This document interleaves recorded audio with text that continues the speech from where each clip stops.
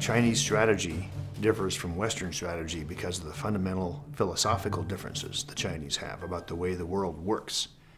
The Western view tends to be humans do things.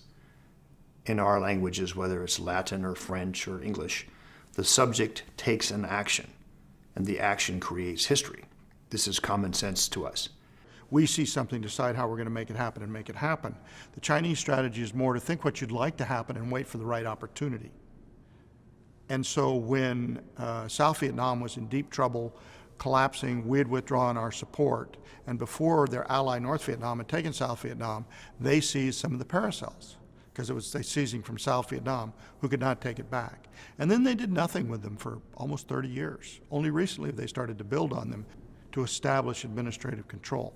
That's kind of a salami slice. I think it's very clear that China is a revisionist state. The Chinese have made it clear that they think that Taiwan should be made part of China. They believe that the Senkaku or Diaoyu Islands in the East China Sea should become Chinese. The Japanese, of course, now control them. And they believe that they should dominate the South China Sea in ways that they don't at the moment. So it's quite clear that China is a revisionist power. Many of the areas that it claims sovereignty over, that it claims as its territory, are areas that are also claimed by other countries. So in a sense, what China seems to want is to be able to compel, coerce its neighbors to accept China's definition of what Chinese territory is, China's definition of what China's interests are, and to gain respect, if not deference, to those concepts. So the question is, what kind of rising Asian power is China going to be? Is it going to look a lot like the rising power that Japan was, in the 19th, 20th century? Is it going to repeat the path of Imperial Japan, expand militarily, dominate militarily? Is it going to instead be the kind of power that Japan is today, which is deeply embedded in a global economy, deeply embedded in a collaborative structure of cooperation in Asia? The jury's out, but the frame of reference is still the last century and the Japanese experience. Well, the jury is indeed still out on China's intentions.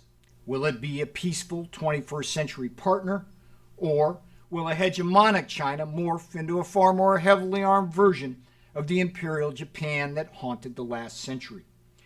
To get to the bottom of Sheila Smith's critical "will there be war" question, we next need to examine much more closely the unique geographic challenge China faces, seemingly contained as it is by a series of first and second island chains off its shores.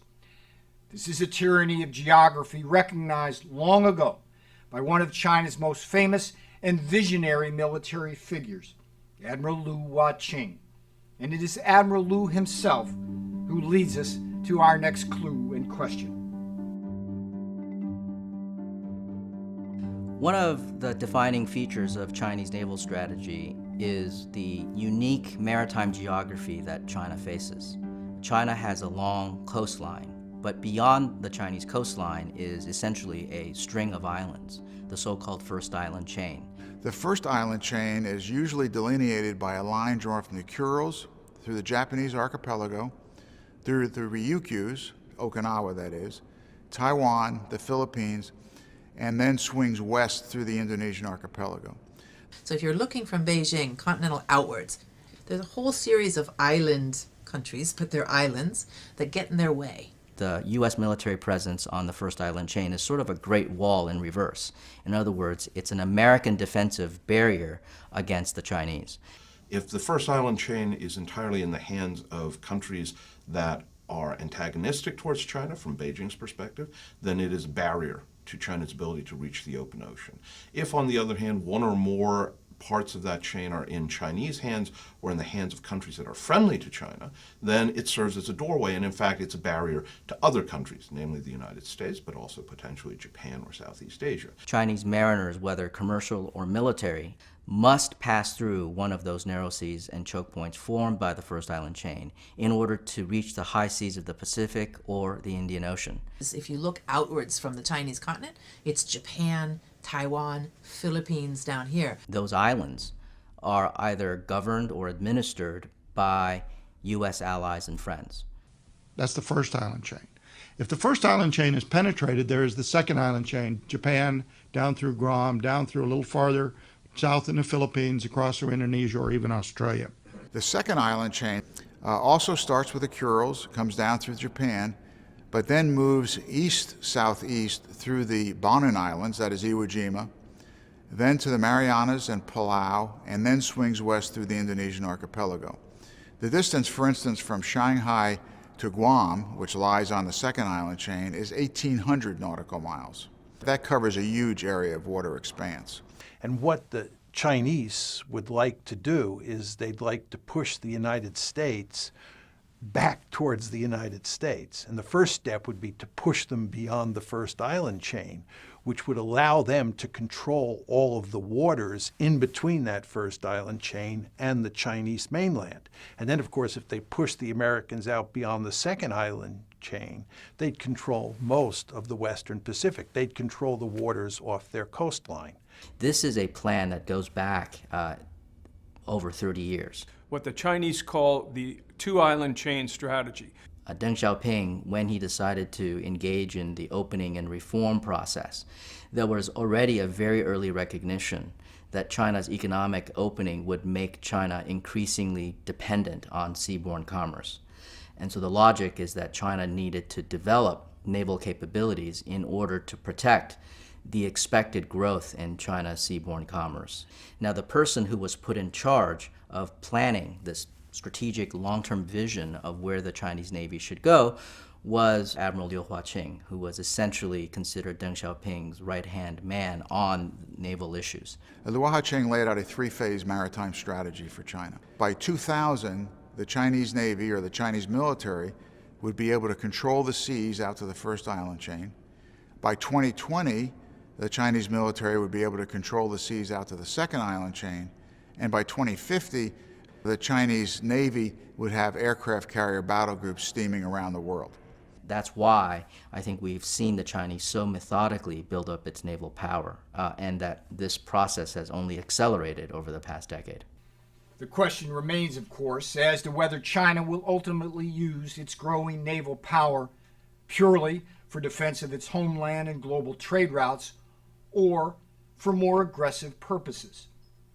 To further probe this central element of our will there be war question, we need to next drill down into China's increasingly controversial military strategy, known in American Pentagon circles as anti-access area denial.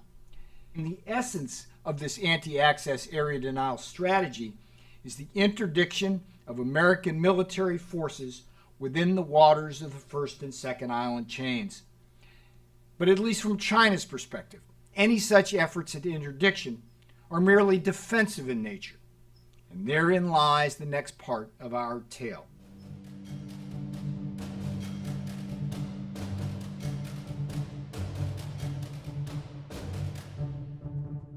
The Chinese are trying to prevent other countries, particularly the United States, from having the capability to intervene in waters or airspace near China in a crisis. So it is developing what the United States refers to as anti-access area denial capabilities. That's kind of a buzzword for the ability to force the U.S. military out of Asia, which is the overall strategic objective of the Chinese right now. And the strategy essentially consists of creating substantial land-based forces, primarily standoff instruments like ballistic missiles, long-range air combat capabilities and the like, to prevent a force like the US Navy from being able to operate with impunity in the waters that are adjacent to the Chinese mainland. The general concept of both of these is in essence interdiction. The initial mission is to deny U.S. forces the ability to operate inside the first island chain. And that is the idea, if you take the waters within the first island chain, the three seas, if you can prevent U.S. incursions into those three seas, you therefore could win a maritime conflict. And so the essence of the Chinese strategy is the same, to use what are its core competencies, which is a very sophisticated land-based ballistic missile force, to attack various force structure components of its adversaries, whether those adversaries be India, Japan, or the United States. Now, there's nothing new about anti-access area denial. The general concept of anti-access area denial dates back many years. As a matter of fact, it dates back centuries in terms of basic warfare. You could go all the way back to Thomas Jefferson with his gunboats against the British Navy as that sort of strategy. You could look at Japan's strategy in 1941 to build a defensive perimeter about 2,000 miles into the Pacific. The idea being if it could prevent the U.S. Navy from re-entering that area of the Pacific for 2 years, it could then force a truce. That's really anti-access area denial. What they're trying to do is essentially attrite the U.S. Navy as it comes into the theater, much as the Japanese thought about before World War II, when they forward deployed submarines and aircraft to two islands they had seized in the Western Pacific in order to essentially whittle down the U.S. battle fleet as it came into Asian waters so that there could be an even fight at the end and Japan could hope to prevail. As for exactly how China might hope to prevail in the Asia Pacific, at least one key to unlocking this part of our Will There Be War mystery lies in candidly assessing the various weapons China's People's Liberation Army is now rapidly deploying to execute its anti-access area denial strategy. These capabilities range from missiles, mines, and submarines to the latest weapons of both cyber and space warfare.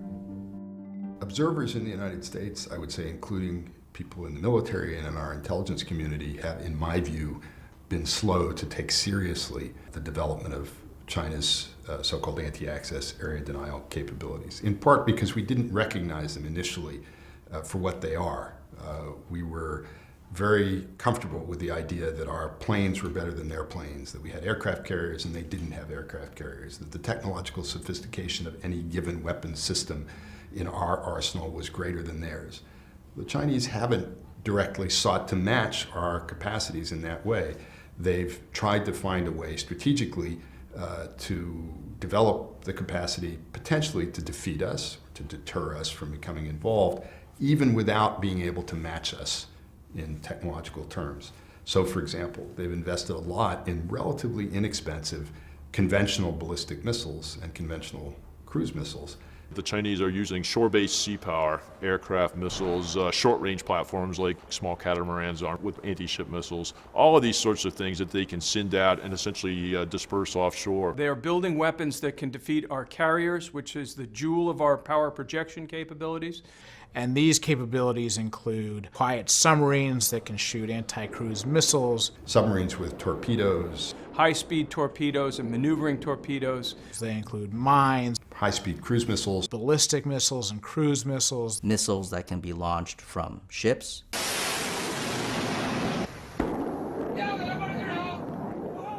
missiles that can be launched from aircraft. These are not the most advanced weapons in the world, but they're increasingly accurate.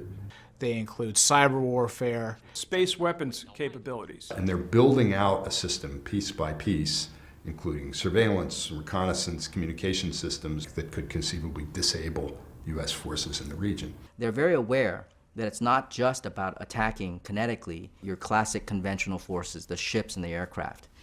They think that it's much more effective to go after the systems that support those frontline units.